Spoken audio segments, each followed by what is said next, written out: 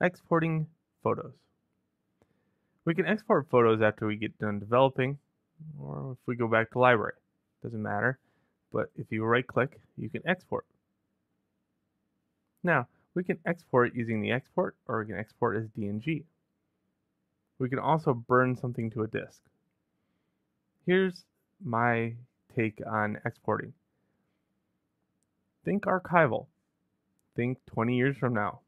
If it's a good photo and you want to keep it around, what's going to happen? Well, right now, digital photos are pretty expendable. Like I've taken photos in the past where I don't even know where they're at anymore because we've gone from a society of taking photos for artwork and keeping them sacred inside books so our grandkids can see them to, oh, look, here's a squirrel. Let's take a picture of it. Oh, where'd that picture go? And somewhere along the way, it gets lost. Everything gets lost because it's all digital. So, that being said, when you export as different file types, you got to be wary on, let's say, archival purposes. 20 years from now, is DNG actually going to be around? I never heard of DNG up until like 5 years ago, and I go all the way back to the original TIFFs. So I would say just be careful. Young people, they don't care. They're just like, how do I export? But older students that might be watching this, you just be careful on how you export stuff.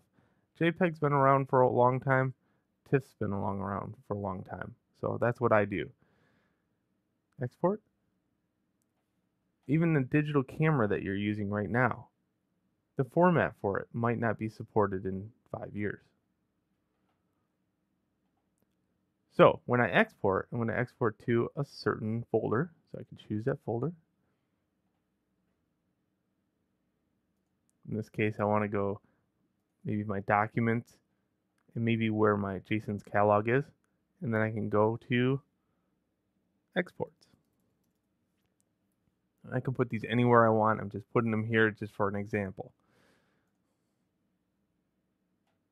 Okay, I can put it in a subfolder. And we'll call this test. And I like to put temp there because I know I can get rid of it. Okay. I'm not going to have them renamed. I'm going to choose TIFF. TIFF is a very safe compression. Okay, for the compression none, TIFF, that means it's lossless, which is good.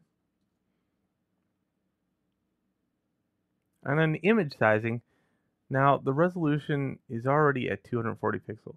So I'm going to maintain that 240 pixels in the hopes for archival purposes. And that's it. Really, that's all there is to it. So let's export it.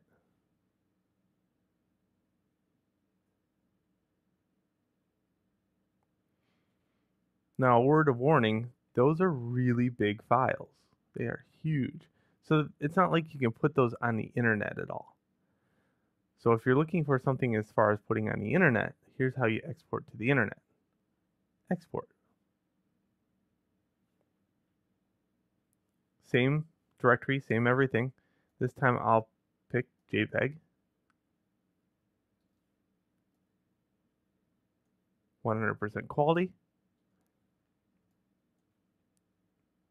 And if it's just on the internet just to show friends on Facebook or whatever, I would say 72. If it's something a little bit more high quality as far as a gallery is concerned, I would say 150, but no higher than that.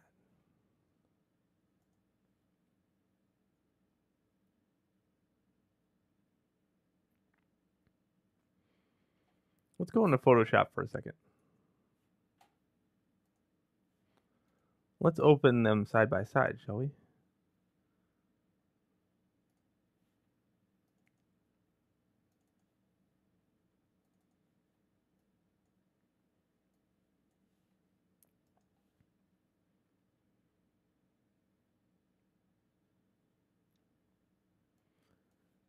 All right, so let's zoom in on an area here. So this is my TIFF format.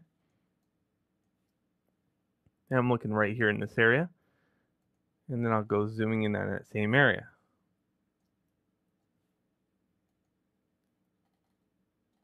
Now you'll see that this one I can zoom much farther. This one, I'm starting to get pixels, which is fine. But look at the image size of this thing. This is the JPEG image. It's 50 inches real world by 38. That's huge. I mean, if I could take that to Walmart, I would never print that out because it's just too big. But the fact of the matter is, it's detailed. How big is the other one? 11 by 15 by 240. It's the same thing. The exact same calculation. One is just got more resolution. The other one has bigger document width and height. But they're the same size. Okay, so what's the difference between the two? Well, JPEG fits nicely on a web page. I can easily get this down in size, and the fact of the matter is, image size shows that this is not that big. How about file, save for web devices?